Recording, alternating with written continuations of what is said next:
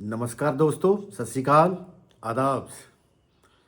एक छोटी सी जो मैं बात लेके आपके सामने पेश हुआ हूँ वो ये है कि 22 नवंबर 1963 को 12:30 बजे के करीब टेक्सास में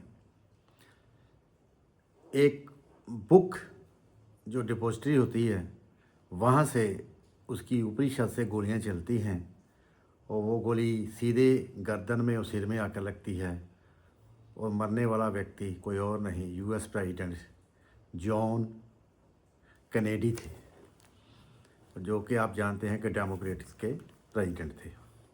उनकी हत्या हो जाती है और हत्या जब हो जाती है उनकी, तो उनके शव को जब एयरफोर्स वन में रखा जाता है वहाँ उनके पैतृक शहर में ले जाने के लिए, तो 2:38 पर जिला की सेशन जज एक जो उनके वाइस थे मिस्टर लेडन, उनको जो है शपथ दिला दी जाती है, लीडन बी जॉनसन को। वहीं उनको प्रेसिडेंट जो है घोषित कर दिया जाता है। ये रिवायत है यूएसए की। और मारने वाला था वो आपको पता ही होगा, ली हार्वे ओसवाल्ड था, जिसको 24 तारीख को जो दोबारा शिफ्ट किया जाता है काउंटी जेल की तरफ, तो उसको एक नाइट क्लब का जो था मालिक जैक रूबी वो हत्या कर देता है। और आज तक ये मिस्ट्री है उनकी ये हत्या, इसका कोई निष्कर्ष स्पष्ट रूप से अभी दिखाई नहीं देता है। ये बात मैं क्यों कर रहा हूँ?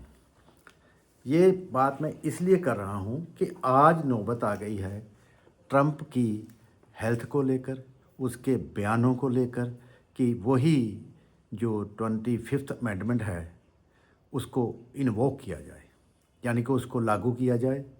और ट्रंप की सेहत को देखते हुए, उसकी मेंटली हेल्थ को देखते हुए और उसके द्वारा जो बातें कही जा रही है ईरान के विरुद्ध, उनका जो परिणाम जो है वो यूएस की जनता ना भुगते, क्योंकि यूएस की जनता ये मान रही है, वहाँ के सेनेटर मान रहे हैं डेमोक्रेट्स के या और जो वहाँ के बुद्धिजीवी है, कि ये यहाँ हमारी जनता के लिए और हमारे देश के लिए घातक सिद्ध हो सकती है। अब 25th जो अमेंडमेंट में वो क्या है, उसके 4 सेक्शन हैं।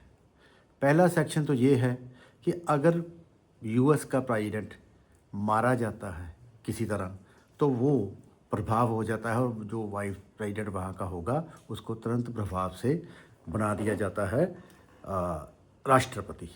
सेक्शन जो 2 है वो प्रेसिडेंट को पावर देता है कि न्यू वो वाइस प्रेसिडेंट चुन सकता है। और तीसरा जो सेक्शन है उसमें जो प्रेसिडेंट है वॉलंटरली अपनी पावर जो हैंड ओवर कर देता है वाइस प्रेसिडेंट को, ये कहते हुए कि वो अब जो ड्यूटीज़ हैं उनको निभाने में असमर्थ है। और सबसे इम्पोर्टेंट है 4th वन, ये अलाउ करता है वाइस प्रेसिडेंट को मैच्योरिटी के साथ कि वो मौजूदा जो प्रेसिडेंट है उसको इनकैपेबल घोषित करके उसके पद से हटा देते हैं। साथ में कांग्रेस की 2/3 मेजोरिटी भी होती है। अब देखने वाली बात यह है कि इस वक्त ट्रंप फुल जो उसकी है मेजोरिटी है वहाँ पे अपने सेनेट में, चाहे वो 200 जो उसके 400 मेंबर हैं वो, और 100 मेंबर जो दूसरे हैं उनके सेनेट के वो तो जब तक रिपब्लिकन सेनेट्स वगैरह डेमोक्रेट्स के साथ मिलकर कोई या लाते नहीं हैं कोई संशोधन या कोई राइज नहीं करते हैं इसके ख़िलाफ़, ट्रंप के ख़िलाफ़, तब तक तो ये संभव नहीं है और ना ही हो सकता है। हाँ, अगर किसी कारणवश वो पाते हैं कि ये अपने मेंटली तौर पर फिट नहीं है इस पोस्ट के लिए, उनका जो है वो कोई मेडिकल करवा लेते हैं या कोई ऐसा कोई कर लेते हैं, तो तब संभव है कि वो फिर उसको हटा पाएँ। अब देखने में भी आ रहा है जेडी वेंस जो वाइस प्रेसिडेंट हैं उनका कोई बयान ईरान के ख़िलाफ़ नहीं आ रहा है। अलबत्ता उन्होंने इज़राइल को खूब लताड़ा है पिछले कुछ दिनों पहले, तो इससे ये साबित होता है कि वो भी ट्रंप के साथ मतलब कि अभी नाराज़ चल रहे हैं, उसके विरुद्ध चल रहे हैं, उसके जो बयानबाजी हैं उसके ख़िलाफ़ हैं। लेकिन उनके डिफेंस सेक्रेटरी हैं मिस्टर हैस्टैग, जो कि बार बार ईरान को ट्रंप की तर्ज पर जो है वो भड़का रहे हैं या उसको उकसा रहे हैं या उसको धमकी दे रहे हैं, जो कि अच्छी बात नहीं है।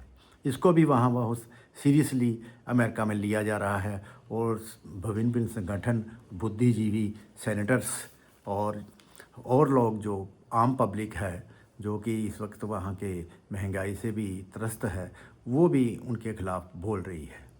तो अभी देखते हैं आगे क्या होता है।